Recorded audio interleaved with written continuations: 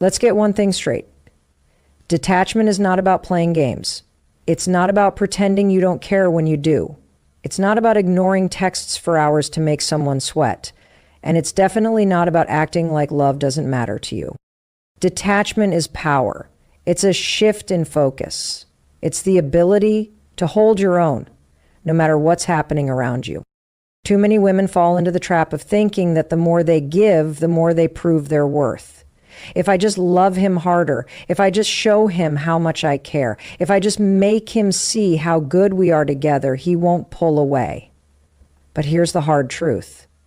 When you operate from that place, when you cling, when you overinvest, when you make someone else the center of your world, you don't pull them closer. You push them away because desperation repels.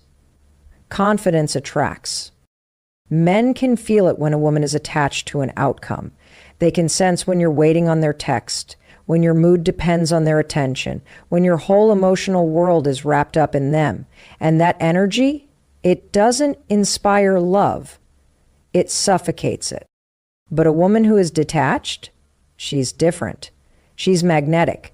Not because she doesn't care, but because she isn't seeking external validation to feel whole. She moves through life with the quiet confidence of someone who knows her worth, no matter what. And that's irresistible. Now let's talk about what detachment actually looks like. It means you don't need constant reassurance to feel secure. You're not waiting by the phone, overanalyzing his words, or twisting yourself into knots trying to be enough. You already are enough. And you know that if someone can't see that, it's their loss, not yours. It means you don't chase, not because you're playing hard to get, but because you are hard to get. You're selective with your energy. You're not available for inconsistency, breadcrumbs, or half-hearted effort. And if someone wants to be in your life, they need to earn that place. It means you don't overgive. So many women pour themselves into people who haven't even shown up for them yet. They invest too much, too soon, hoping to be chosen. But when you detach, you stop giving out love like it's a bribe. You let people prove they deserve your time and attention before you hand it over. And most importantly, it means you stop attaching your happiness to someone else's actions. A man not texting back does not define your worth. A man pulling away does not mean you did something wrong. A relationship ending does not mean you failed. When you're detached, you realize that your emotions are yours to control. You don't let someone else's behavior dictate how you feel about yourself. But listen, detachment doesn't mean you stop caring. It doesn't mean you become cold or emotionally unavailable. It means you love with an open hand instead of a clenched fist. It means you allow things to flow rather than trying to force them. It means you understand that what's meant for you will stay and what isn't. You're willing to let go. And here's the beautiful part. When you detach, you don't lose love. You invite better love. You attract people who respect your boundaries, who value your presence, who rise to meet your energy instead of draining it. You create space for the kind of love that doesn't require you to chase, beg, or prove. The kind of love that feels like home instead of a battlefield. So the next time you feel yourself gripping too tightly, whether it's to a relationship, an outcome, or a person who isn't meeting you halfway, pause. Breathe. And remind yourself, you don't need to control this to be okay. You don't need to force anything that's truly meant for you. Because a woman who is detached, she is powerful, she is free, and men can't resist her. Let's talk about energy, because it speaks before you do. It enters the room before you say a word. It's the thing people feel about you before they even know you. And when it comes to relationships, your energy is either pulling someone in or pushing them away, whether you realize it or not. You've probably experienced this. You've met someone who didn't even have to say much, but there was something about them, something that made them intriguing, something that made you pay attention. And on the flip side, You've probably also met someone whose energy felt off. Maybe they were too eager, too anxious, or trying too hard, and it made you feel uneasy. This is why energy is everything. You can say all the right words, wear all the right things, and play all the right rules, but if your energy is screaming insecurity, desperation, or fear, that's what people will pick up on. And when you're interacting with men, this matters even more because attraction isn't just about what's being said, it's about what's felt. Think about when you're waiting for a text back. If your energy is calm, grounded, and detached, it's easy to wait. You send the message and go about your day because you're not basing your worth on the response. But if your energy is needy, anxious, or overinvested, you feel it in your body. The tension, the waiting, the emotional roller coaster of, why hasn't he replied yet? Or, did I say something wrong? Or maybe if I double text, he'll answer. That energy doesn't just stay inside of you. It translates into your actions. It makes you react instead of receive. It makes you overcompensate, over-explain, or overgive. And that's when things start to fall apart. Because here's what most women don't realize. The second your energy shifts into needing someone to validate you, the dynamic changes. You stop being the woman he was drawn to in the first place, the one who was effortlessly herself, the one who knew she was enough. Instead, you become someone who is seeking something from him. And men feel that shift. They may not be able to put it into words, but they sense it. They sense when you're looking to them for approval, when you're waiting on their next move to decide how you feel about yourself, when your happiness is tied to their responses. And that energy, it's heavy. It's pressure. And it's the opposite of attraction.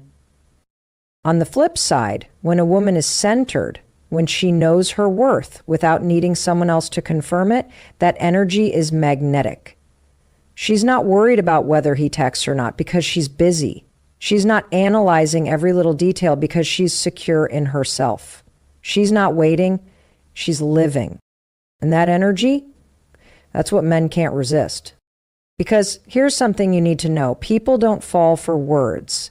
They fall for how you make them feel. And when you're radiating confidence, self-respect, and ease, it changes the way you move, the way you communicate, the way you show up in every interaction. You don't rush, you don't force. You don't need anyone to make you feel chosen because you've already chosen yourself. That's why energy matters more than words. You can't convince someone to like you. You can't make someone value you. But when you shift your energy, when you start showing up as the woman who knows she's valuable rather than the one trying to prove it, you change everything. Because men don't respond to pressure. They respond to presence. They respond to a woman who is already enough, who is full of life, who is connected to her own joy, her own purpose, her own self. That's the kind of energy they can't ignore. So the next time you feel yourself overthinking, waiting, or needing something outside of yourself to feel okay, pause, breathe, shift. Ask yourself, what's the energy I want to bring into this moment? Because trust me, your energy speaks louder than any words ever could. And when you learn to own it, you become unstoppable. Let's be real, overanalyzing is exhausting. It drains your energy, steals your peace, and makes you question things that don't even need questioning. You get stuck in a loop, replaying conversations, dissecting text messages, and trying to predict someone else's thoughts, like your happiness depends on it. But here's the truth. It doesn't. It never did. The more you analyze, the more you suffer. You start attaching meaning to things that don't actually mean anything. A delayed text turns into, maybe he's losing interest. A short response becomes, did I say something wrong? A shift in his tone makes you spiral into, what did I do? Suddenly, you're stuck in your head trying to solve a problem that doesn't even exist.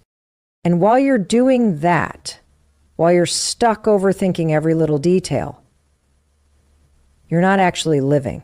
You're not present. You're not enjoying yourself. You're waiting. Waiting for a sign, waiting for clarity, waiting for someone else's actions to give you permission to feel okay. But what if you didn't have to do that? What if, instead of trying to figure everything out, you just let it be? Because here's the thing, the right things in life don't need to be dissected.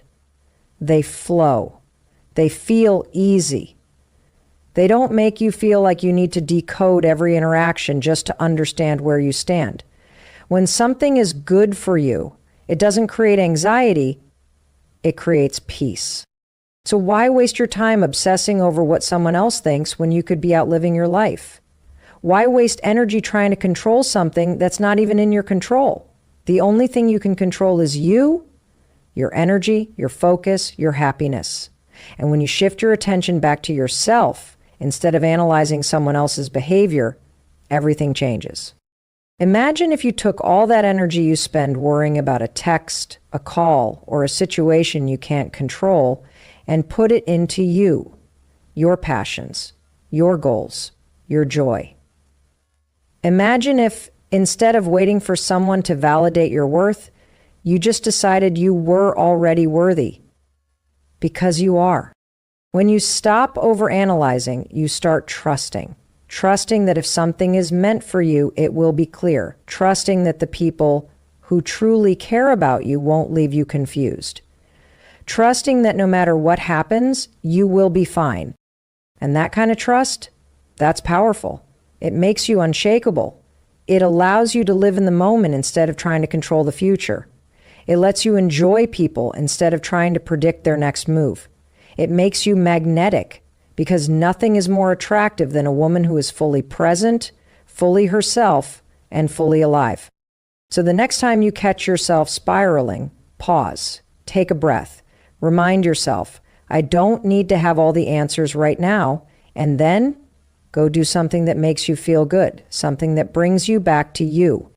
Because life isn't meant to be analyzed, it's meant to be lived. Silence is one of the most powerful things you can master. It speaks louder than words, carries more weight than explanations, and has the ability to shift an entire dynamic without you having to lift a finger. Yet, most people don't know how to use it. Instead, they react, they argue, they over-explain, they try to prove their worth, their feelings, their point. But here's the truth. Power isn't in the reaction, it's in the restraint. Think about the last time someone upset you.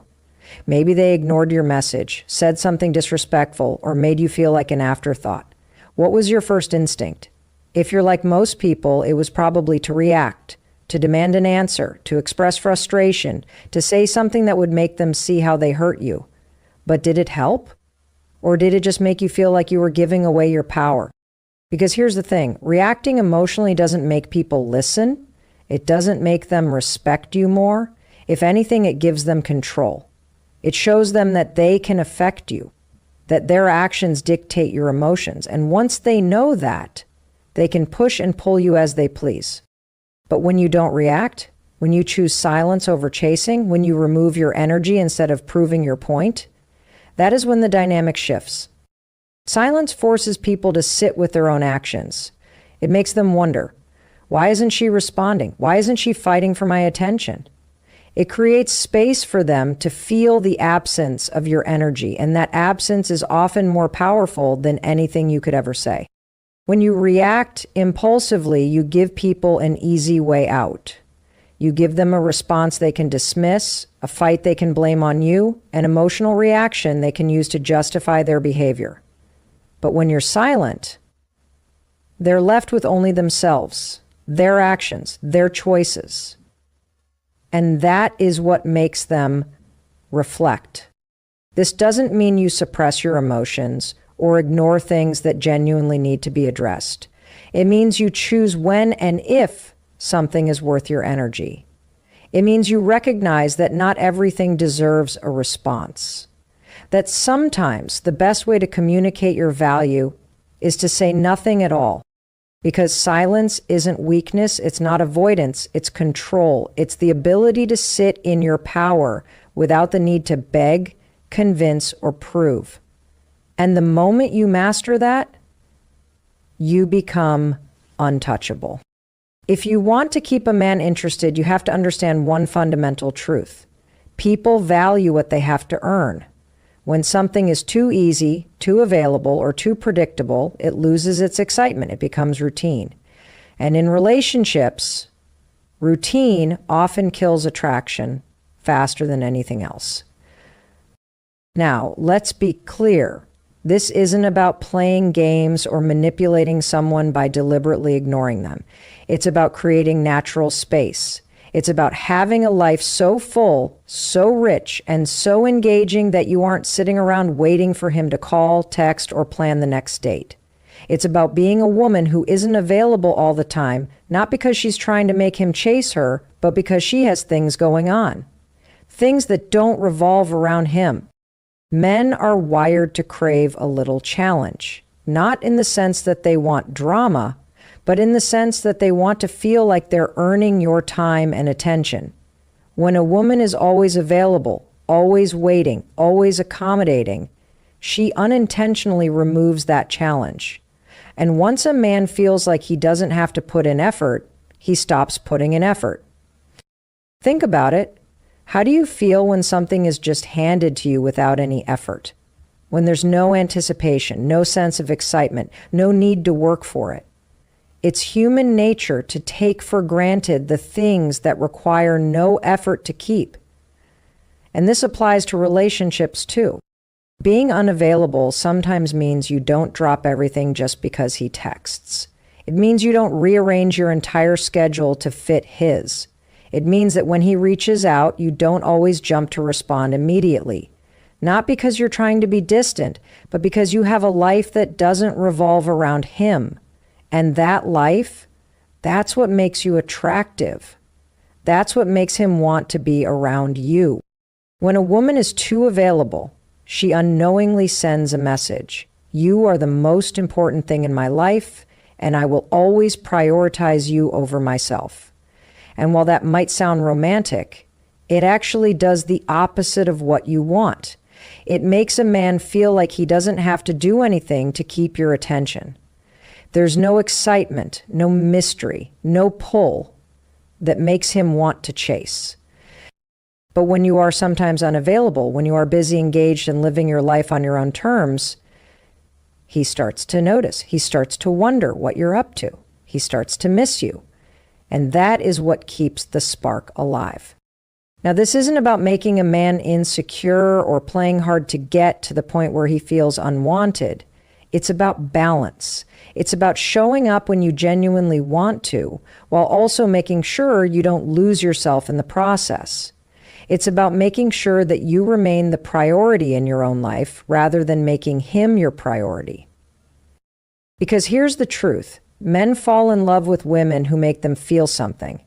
And when you are always there, always available, always predictable, you remove that sense of excitement. You become comfortable. And while comfort is great for long-term connection, attraction thrives on anticipation, on missing someone, on wanting to be around them. The irony is, when you stop making yourself so available, you don't lose him, you make him want you more. You create a space where he has to step up, put in effort, and choose to be around you instead of just expecting you to always be there. So instead of constantly being the one to reach out, let him wonder about you sometimes. Instead of being free every time he asks to hang out, let him see that you have other things going on. Instead of always responding instantly, take your time. Not as a strategy, but because you're genuinely busy building a life you love. When you do this, something shifts. He starts appreciating your time more. He starts valuing your presence because he sees that it's not something he can take for granted. He starts choosing you rather than just expecting you to be there. And that's what keeps him interested. Not games, not manipulation, just a woman who knows her worth, lives her life, and lets him earn his place in it. Negative feelings have a way of consuming you if you let them. They creep in quietly at first, doubt, anxiety, frustration, until suddenly they're running the show. You replay conversations in your head, analyze situations that didn't go the way you wanted, and get caught in an emotional storm that feels impossible to escape. But what if the way out isn't through more thinking, more analyzing, or more effort? What if the real cure to overcoming negative feelings is detachment? Detachment doesn't mean you stop caring. It doesn't mean you suppress your emotions or pretend nothing affects you. True detachment means stepping back and refusing to let emotions control you. It's about creating enough space between you and your feelings so that you can observe them instead of being consumed by them. Think about how much energy you waste holding on to things that don't serve you, obsessing over what someone else thinks, reliving past mistakes, fearing outcomes that haven't even happened. All of this drains you. It keeps you stuck. And it gives power to things that shouldn't have control over your life. But when you detach, everything shifts. Instead of reacting impulsively, you pause. Instead of drowning in your emotions, you allow them to pass through you. Instead of attaching your happiness to external things, how someone treats you, whether things go your way, you find peace within yourself. The truth is, most of our suffering comes from attachment.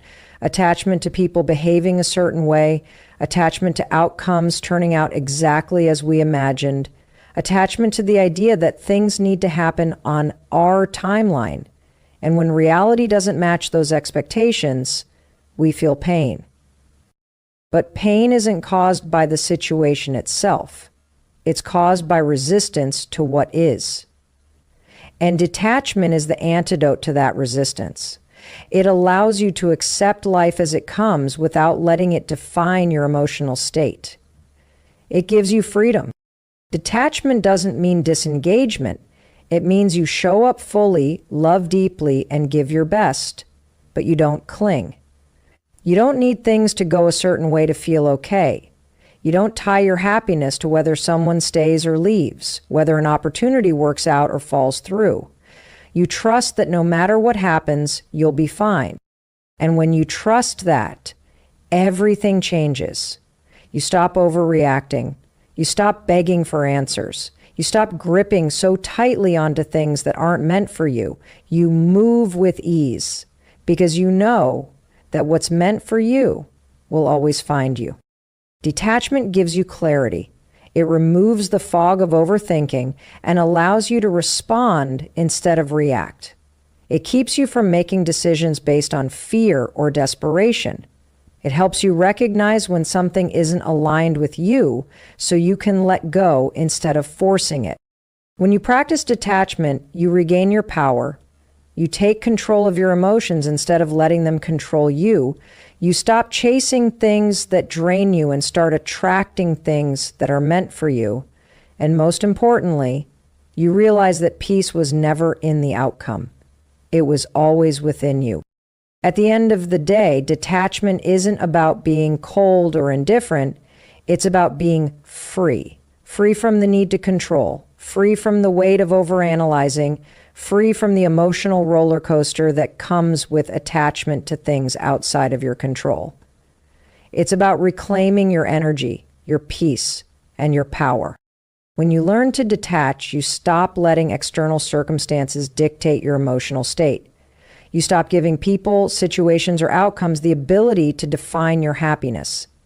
Instead, you move through life with confidence, knowing that whatever happens,